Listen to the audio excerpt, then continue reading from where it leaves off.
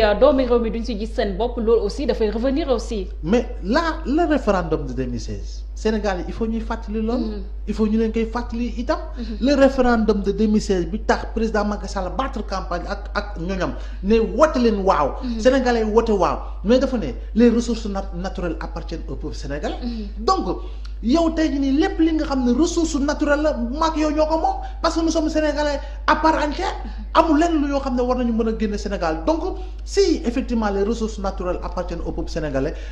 kay jiite réew mi ak nañu dénk yenn poste de responsabilité au sommet war ñu fexe sénégalais bu si nekk gis si boppam nag du dañuy ñëw jox ku nekk wàllam déedéet nañu tëgg si li nga xam ne mooy la ñuy génne si alal jëm si or bi jëm si phosphate bi jëm si zircon bi jëm si leneen ak leneen ñu tëgg si ay programme ay projets yu am solo. ba nga xam ne doomu Sénégal dëgg-dëgg dina si mën a gis boppam parce que itam investir pour son pays c'est un engagement citoyen investir pour l'économie de son pays c'est un engagement patriotique mais tout faire pour que la jeunesse justement se sente véritablement à l'abri à l'aise pour mën a liggéey si dëkk boobu tam c'est un sacerdoce boo xam ne dañ la ko dénk teg ko sa kaw parce que yaa ne attan nga ko te di nga ko def promettre nga te war nga ko mën a def donc dañuy jàpp ni da nga ko war a def dans le cadre du lancement du PAP de ajuster et accélérer pour ñun itam ñu bañ a nekk sur les chiffres. Nous avons 1000 milliards, nous avons 3 milliards. Les chiffres sénégalais dañ kaa dégg ba sonn. Sénégalais lu ñu bëgg gis moo di ay usines li nga wax ci industrialisation aujourd'hui nous devons transformer nos produits gerte gi ñuy gis campagne arachidière bi njàpp. tey jii nii ñuy fexe chinois bi di ñëw jënd loo xam ne suñuy baykat ñoo ko bay ba ñu mujj obligé arrêter les exportations société nationale de commercialisation des oléagineux de suñu moomeel nekk ci jafe-jafe ba employé di génn di rouler dans les brancards mënuñu sax rassembler li nga xam ne moo di 15000 tonnes c'est honteux alors que dëkk bi mooy def mooy bay gerteem gerte googu noonu tey jii suñu on avait développé justement des unités de transformation industrielle à tous les niveaux à toutes les échelles tey jii nii gerte googu war nañ see mën a def chocolat gerte googu war nañ see mën a def saabu gerte googu war nañ see mën a def diwlin ak leneen ak leneen ñëpp a gis seen bopp waaye dañ koy jaay Chine kilo bi 300 chinois bi dem jël 30 grammes transformé ko def ko beneen produit bu gën a rafet emballé ko 30 grammes yi mu jëndee 300 kilo bu mu jëndee 300 moom mu ñu jaayee la ñëw jaayee la 30 grammes à 600 ou à 750 francs parce que itam dafa transformé li nga xam ne moo di matière première bi yokk ci suukar yokk ci xorom gën ko rafetal ñëw jaayee la ko plus cher et da ngay jël kilo boobu ñaata la ci am comme bénéfice donc on doit mieux réfléchir parce que nous avons la matière grise pour cela et nous avons les hommes ressources pour cela donc Sénégal nañu liggéey ngal nañu liggéey. Juste rappeler aux internautes qui nous suivent sur une page Facebook Sénégal 7 wala sur YouTube Sénégal 7 je suis avec Abdoulaye Mbow rédacteur en chef du journal Le Tribune journaliste analyste politique Abdoulaye Mbow ñu wax léegi par rapport ak politique recomposition politique ak remaniement bi nga xam ne mën nañu wax le président de la République def na ko weer bi ñu weesu direct na mbir boo xam ne marqué na bu baax askani Sénégal par rapport ak 2020 mu nekkoon benn remaniement boo xam ne nit yi dañ koo xaaroon bu baax moo am ay entrée ak it ay sortie noo jàngatee aussi remaniement bi ak fu mu toll ni climat politique bi au niveau du Sénégal nu muy évoluer. xam nga bu ñu doon déglu débat yi ak discours yi. jëm si li nga xam ne moo di formation gouvernement gu yees googu laa gannaaw bi nga xam ne président Macky Sall nee na ñëpp dem leen toog yi. dañoo jàppoon ni effectivement buy ñëwaat li nga xam ne moom la ñu jàppoon. man ma tuddee ko woon li nga xam ne gouvernement de convergence nationale par rapport ak li nga xam ne moom la Covid bi def si ravage sur le plan économique et social ba nga xam ne Sénégal boo si gis dafa impacté par rapport à son emploi parce que ñu bëri ñàkk nañu seen liggéey par rapport justement au dû mensuel ñu si bëri amul suñu 100% de salaire ñi ngi am 70% am na ñoo xam ne sax moitié salaire am na ñoo xam ne ils ont été obligés d'aller au chômage technique donc ñu ne fu ñu toll nii mbas bi lu mu fi def nañu fexe ba nga xam ne dañuy fal gouvernement goo xam ne ce sera un gouvernement moins politicien waaye bu ñu ñëwee dañoo gis ni effectivement président dafa reconduire daanaka ñi fi nekkoon waaye dafa am ñoo xam ne lañ teggi mu jege leen c'est tout à fait normal parce que celui qui nomme à tous les postes civils et militaires mais la grosse surprise c'est l'entrisme justement constaté jëm si li nga xam ne moo di Idriss Seck ak réew mi ak jëm si ñi nga xam ne ñooy ay dissidents du Parti démocratique sénégalais muy Oumar Sarr ak ay ñoñam donc bu ñu ko xoolee dañu naan effectivement Idi dafa ne toog nañu lu mat fukki weer ak juróom di waxtaan boo calculer weer ak juróom fan lañu tàmbalee dialogue bi ak dialogue politique bi kon lan moo doon njariñam bu fekkee ni ñoom ñi ngi waxtaan à côté buñ ne fukki weer ak juróom kon dañ naan kii présidentielle bi si boppam sax moom da ko hypothéqué woon parce que gis nañu ay signaux forts yoo xam ne wane na effectivement lu Idrissa Seck wax donc thèse bu mu teg sur la table pour justifier son entrée au gouvernement par rapport au Covid tegu ko fenn. non par rapport ak lu mu wax nii si Covid bi la teg ko fenn parce que itam bu fekkee ni dafa commencer renier certaines convictions dafay bett nit ñi bu toogee ne ba may wax la vision du président s'arrête à Diamniadio waxu politique la woon rek kon dañuy jàpp ni effectivement vraiment tegul fenn. mais est-ce que entrée Idrissa Seck ci gouvernement bi war na nekk loo xam ne jaaxal na nit ñi parce que bu ñu gisee ne carrément Idrissa Seck c'est quelqu'un qui des faits gisoon nañ ko avec le président Abdoulaye Wade jeu de yo-yo bu mu doon def nga gis ne aussi avec le président Macky Sall nit yi dañ doon jooy par rapport ak coono askan bi mu amoon un silence assourdissant. waaw moom toog na def déclaration ne dootuma attaqué ki nga xam ne moo di Macky Sall. voilà donc loolu signal la woon. waroon nañ si jàngat lu bari itam toog na mu ne bu ñuy def élection présidentielle en pleine campagne mu. daanaka dafa jox lépp li nga xam ne dangaaru da ko séddee carrément à Macky Sall moom baatul fi sax campagne. donc mu bettoon mu alaboon xel ñu baax par rapport ak ñi nga xam ne ñu ngi doon observer bu baax. la scène politique sénégalaise. donc dugginam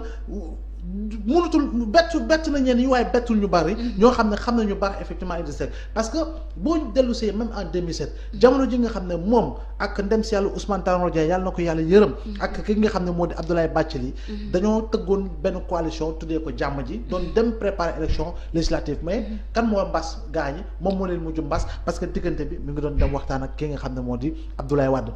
boo xoolee itam position yu muy am politiquement yu si bari toujours sénégalais bi da koy sénégalais dafay bett sénégalais bi par rapport ak comportement par rapport ak attitude am mais dañuy naan rek effectivement c'est un fait politicien c'est une démarche politicienne c'est des calculs politiciens parce que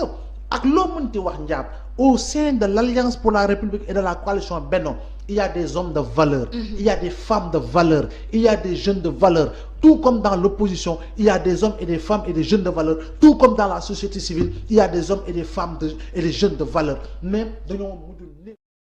moo di seen politique au Sénégal seen politique au Sénégal dafa bari ay carriéristes les carriéristes mooy ñi nga xam ni politique mooy seen métier tey jii nii am na ñoo xam ne ba jamonoy Abdou Diouf ba tey yaa ngi leen di dégg ay poste ministre ak yooyu laaj leen seen profession amuñu métier laaj leen lan la ñu jàng amuñu ko laaj leen fan la ñu génnee xamuñu ko mais politique kese la ñuy dundee politique kese la ñuy def politique la ñu wëlbatu ko def ko métier. ba tax na da ngay ruus boo gisee jeune boo xam ne dala naan damay dugg politique parce que c'est le chemin le plus court pour mën a dawal oto gu rafet pour mën a tabax kër pour mën a tëdd sa ay millions donc alors que la politique véritablement dans son essence et dans sa signification au premier au deuxième au troisième degré ce n'est pas véritablement pour s'enrichir mais c'est travailler pour la cité c'est travailler pour la collectivité c'est travailler pour ses concitoyens c'est travailler pour son quartier c'est travailler pour sa nation tout entière pour que développement mën a nekk loo xam ne lu dëggu la te itam nga mën a tabax dëkk goo xam ne ay principe moo fay nekk ay valeurs ñoo fay nekk une ligne de conduite bu leer bu ne naññ ba nga xam ne képp ku fay doom da ngay am fierté effectivement bomber le torse ne fii laa dëkk fii laa juddoo fii laa màggee je m'en vais faire la politique parce que la politique c'est de la conviction aujourd'hui les partis politiques du pouvoir de l'opposition war nañu restaurer l'école du parti pour mën a jàngal jeunes yi lan moo di conviction politique lan moo di engagement politique et que la politique ce n'est pas insulter ce n'est pas verser dans les invectives du tam du jiiñ du dóore du leneen mais c'est battu sur des idées fortes sur une conviction forte mais également sur une idéologie ancrée buy tax yi ngay nekk une personne de valeur mais surtout une personne de principe. Avenir politique d'Idrissa Seck pour ne pas dire du parti Rewmi gis nañ le cas Déthié Fall on en parle parce que dañ ko destitué ci poste de premier vice-président du parti Rewmi gis nañ aussi mu décliné poste bi nga xam ne moom lañ ko nommé secrétaire national chargé du développement industriel au sein du parti Rewmi mu donné rendez-vous aux Sénégalais au mois de janvier ban lecture ngay def ci loolu est-ce que mën nañu wax ne Déthié Fall fu mu toll nii ci génn ci parti bi la gën a nekk ci des ci. waaw parce que Déthié itam dafa ak Idrissa Seck 16 ans. 16 ans de compagnonnage c'est pas 16 mois c'est pas 6 jours. Ce n'est pas en tout cas 16 minutes ou 16 secondes. Donc bu demee ba nga xam ni daanaka moom jamono tolloon na foo xam ne moom dong lañu daan gis parce que Idrissa Seck il était en hibernation politique totale. Donc moom bi nekkoon sur le terrain dina dem tournée yi di daan def leneen ak leneen nekk vice-président bu ñu demee mu wax loo xam ne si pinc ndaw réew mi la ko wax. te mu am droit wax ko parce que. du Idrissa Seck moo ko jox mandat sénégalais ñoo ko jox mandat à travers li nga xam ne mooy suffrage universel direct nu ñu falee président de la république Déthié Fall noonu ñu ko falee li nga xam ne moo di député donc bu yëkkatee kaddu par rapport au député qu'il est encore une fois par rapport au wax ko au niveau de la représentation nationale mais ñëppay tàccu moo xam dafa wax lii moo xam dafa wax leneen. te kaddu yooyu sax mën nañu wax ne si Idrissa Seck la ko jàngee. waaw effectivement te itam Idrissa Seck c'est son mentor. wëlbati ko loolu tax. mu dàq ko ndax au nom du mburoog soow dañu naan saa waay jaaxal na nit ñi waaye bu wëlbati ko tabb ko li nga xam ne mooy secrétaire national chargé du secteur industriel du parti Rewmi mu décliné ko mais je dis que il est constant dans sa démarche. Il est droit dans ses bottes par rapport ak attitude ak comportement bi mu am depuis bu ñu ko destitué du poste de vice-président. C'est par 2 fois qu'il a donné rendez-vous aux Sénégalais et je me dis qu'il a un pied d'or et l'autre pied véritablement est sur la ligne bi nga xam ne diggante mu des ak diggante mu génn foofu la nekkee jàpp naa ne génn moo ko gën a jege donte leen ñu ngi calculer ndax bu démissionné li nga xam ne moo di parti Rewmi du parti perte mandat député am na ay borom xam-xam mais y a un fil juridique. waaw am na ay borom xam-xam yu ne effectivement du parti Rewmi moo ko fal. waaye coalition taxaw Sénégal moo ko fal li nga xam ne moo di poste député waaye. mais est-ce que texte yooyu inscrire nañ ko au niveau de l'Assemblée nationale. moom laay wax ni xam nga tout est politisé dans ce pays. La loi dans sa lettre et dans son esprit souvent bu ñu buggee jox ko un contenu politicien dañ koy jox un contenu politicien te kenn mënu ci dara. Encore une fois ba tax na moom dividende politique et puis calcul politique parce que politique tam calcul la. Politique calcul la dans la mesure où aujourd'hui il gagnerait moins en termes de dividende politique bu démissionner que bu toogee ba Idriss Seck ne ko léegi génn sama parti carrément defe naa ni du ma wax victimisation mais en terme li nga xam ne moom la war a am en terme de sympathie bu gën a yaatu aura bu gën a yaatu dividende politique yu gën a yaatu en terme de pourcentage mu toog bañ na ko Déthié dàq nañ la suñu parti su boobaa bu génnee defe naa mooy gën que moom mu jël initiative u démissionner pour le moment au niveau du parti Rewmi te defe naa ni il reste un goulot d'étranglement, il reste une épine dans le pied d'Idrissa Seck tant qu'il est encore dans le parti Rewmi. Les séparations aussi au sein du parti de l'APR du président Macky Sall on en parle gis nañ carrément mu séparé wu ay kàngam ku mel ni Mimi Touré mu mel ni comme digéré wu bu baax li nga xam ne mooy tekki ndooma tànkam bi ñu ko tekkee avenir Mimi Touré ci langum politique bi est-ce que yaakaar nga ni dina yomb ci moom mu rejoindre l'opposition bu ñu gisee ne carrément histoire bu mu am ak li nga xam ne mooy opposant yi. waaw mais histoire bi mu am ak opposant yi defe naa ni moom la Macky Sall am ak ñoom Oumar Sarr te Oumar Sarr fekki na Macky Sall de Oumar Sarr sur la base de communiqué jàpp nañ ko fi tëj ko mettre en instruction. mais instant yi ñun ñoo nekk à l'opposition. Maître El Hadji Amadou Sall bi bokk ci parti Oumar Sall su suqali tëj nañ ko fi gannaaw bu mu naan Macky na lekk Karim ak xawma yooyu. donc tout est possible en politique il ne faut dire jamais surtout politique bi nga xam ne moom la ñuy def Sénégal. politique bi ñu def Sénégal génnal ci université bi gën a yaatu en termes de science politique boo ñëwee fii moom moytul da ngay réer par rapport ak li nga xam ne moom nga war a observer pour analyser ko. donc ça c'est grave. Mimi damay jàpp ni man. son avenir politique n'est plus au sein de l'Alliance pour la République son avenir politique plus au sein de la coalition Benno Bokk Yaakaar. parce que itam elle a trop reçu de coups de poignard de la part de Macky Sall parce que bu muy ñëw ñu tabb ko ministre de la justice ñu lancé fi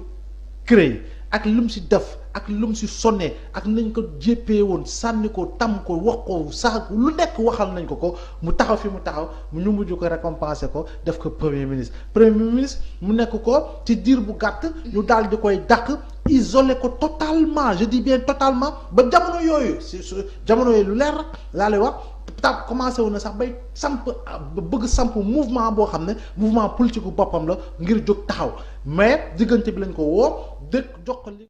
poste envoyé spécial boobu ñu ko jox mu ñëwaat wane engagement et détermination jël parrainage bi porte ko daanaka autodéclaré directrice de campagne du président Macky Sall parrainage bi bu ampleur bu mu am ak dayu boobu am Mimi Touré moo ko jox ñu wëlbati ko jox ko li nga xam ne moo di conseil économique social et environnemental wëlbati ko jamaat ko paaka dama naan dafa am foo xam ne c'est la goutte de trop qui a fait déborder le vase et cette goutte de trop isole impérativement Mimi pour mu génn fii nga xam ne moo di APR pour bokk fii nga xam ne moo di opposition bi ban opposition la je crois bien qu'au Sénégal nous n'avons pas une opposition njaat au Sénégal pour le moment jusqu'au moment où nous parlons nous avons des oppositions et avoir des oppositions permet à Mimi justement de choisir une opposition dans les oppositions effectivement aller dans le sens de construire ce qu'elle veut construire pour faire face à la troisième candidature de Maître Abdoulaye Wade mais également pour faire face à ses ambitions parce que nee na politicien boo amul ambition defe naa ni kàcc la te effectivement elle a parfaitement raison parce que quand on crée un parti ce objectif mooy conquérir justement le suffrage moo xam ci local la moo xam ci législative la moo xam ci présidentielle mais est-ce que suñu opposition bi wala sax suñu homme politique yi ñu ñuy demee di rallier lii di opposition mu nekkul ne est-ce que nekkul loolu mooy problème parce que bu ñu gisee le cas Mimi Touré jamono ba mu nekkee ak kii di président Macky Sall quoi qu'on dise occupé na fa ay ndomba tànk yu am solo tey